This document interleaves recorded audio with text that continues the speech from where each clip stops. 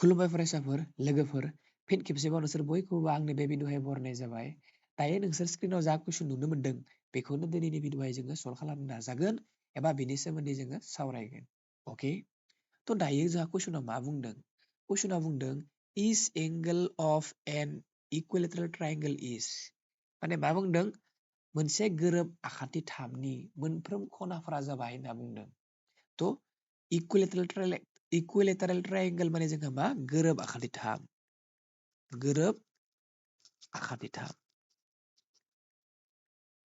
अके थ' गोरोब आखान्थि थामा मा? गोरोब आखान्थि थामा जाबाय मोनसे आखान्थि बां। मोनसे आखान्थि बां। मोनसे आखान्थि बां जायहा मोनथाम आखान्थि थायो बेखौ बुंनाय जायो जोङो मा? आखान्थि थाम। अके जेब्ला मोनसे आखान्थि थामनि मोनथामबो आखान्थिफोरा बे मोनसे मोनथामबो आखान्थिफोरा समान। अके समान अब्ला जों बेखौ बुङो मा? गोरोब आखान्थि थाम होननानै बुंनाय जायो। जिहेतु जोंहा मोनसे आखान्थि थामा मोनथाम आखान्थिजों दाजानाय बेनिखायनो जोंहा मोनथाम थिखिनि बिन्दोबो थायो। थामहिनबा बे मोनसे थिखिनि बिन्दो, बे मोनसे थिखिनि बिन्दो, बे मोनसे थिखिनि बिन्दो। मोनफ्रोमबो थिखिनि बिन्दोहा मोनसे खना थायो। बे मोनसे खना, बे मोनसे खना, बे मोनसे खना। बे मोनथाम खनाखौनो जोङो मा बुंनाय जायो? आखान्थि थामनि इसिं खना होननानै बुंनाय जायो। आखान्थि थामनि इसिं खना होनना बुंनाय जायो। आरो जिहेतु जोंहा गोरोब आखान्थि थामनि मोनथामबो आखान्थिया समान बेबो समान बेनिखायनो इसिं खनाफोराबो जोंहा मा जायो? समान जायो। थामहिनबा बियो एक्स बा बिबो एक्स जायो।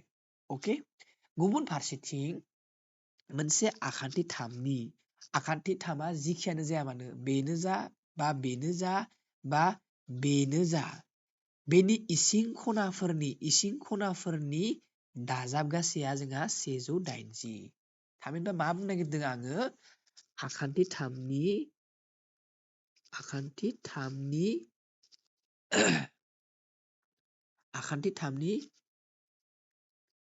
इसिं खनाफोरनि